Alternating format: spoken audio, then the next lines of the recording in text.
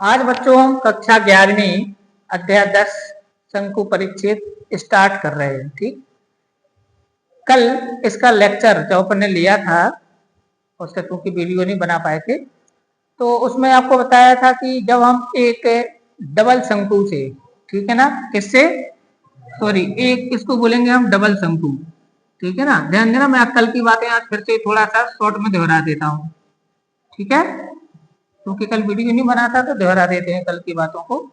एक बोलेगी इसकी जनक रेखा, क्या बोलेंगे इसको, इसकी, और ये है मान लीजिए कोई समतल। अब इस समतल से हम इस शंकु को काटें, ठीक है ना, तो भिन्न भिन्न कंडीशन में जब हम इनको काटेंगे तो हमारे लिए अलग अलग प्रकार की आकृतियां परिच्छेद पर देखने को मिलेंगी। जैसे कि नंबर 1 है, यदि हम इस प्रकार काटें, इसको बोलते हैं इसका अर्धशीर्ष कोण अल्फा, अर्धशीर्ष कोण, ठीक है ना।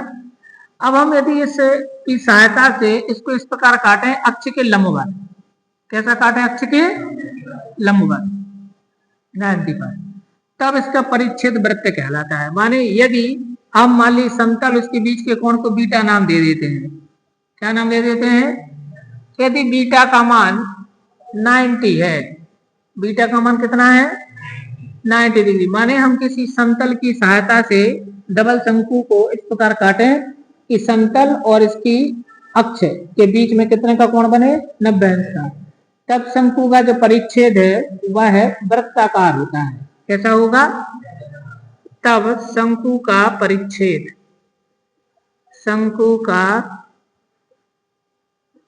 परिच्छेद वृत्ताकार होगा।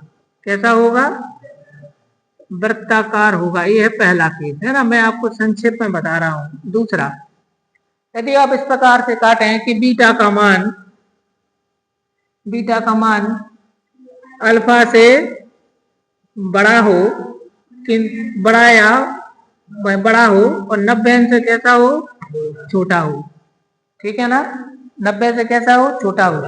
माने हम ऐसा थोड़ा तिरछा काट दें, यहाँ पर बना देते हैं, थोड़ा सा मैंने इससे ऐसे तिरछा काटा, ये वाला जो कोण है, ये कोण जो बीटा है, ये मान लीजिए 90 से कम है लेकिन अल्फा से ज्यादा है, अल्फा को बोलेंगे अर्धशीर्ष कोण। तब शंकु का जो परिच्छेद है वो कैसा होगा, शंकु का परिच्छेद दीर्घवृत्ताकार होगा, यानी कि दीर्घवृत्त होगा। कैसा होगा, दीर्घवृत्त होगा। एक कंडीशन याद करना है आपको, है ना। तीसरा केस, यदि हम इस टाइप से काटें कि बीटा का मान किसके बराबर हो, अल्फा के बराबर हो, मतलब इस टाइप से काटना है कि अर्धशीर्ष कोण और शंकु द्वारा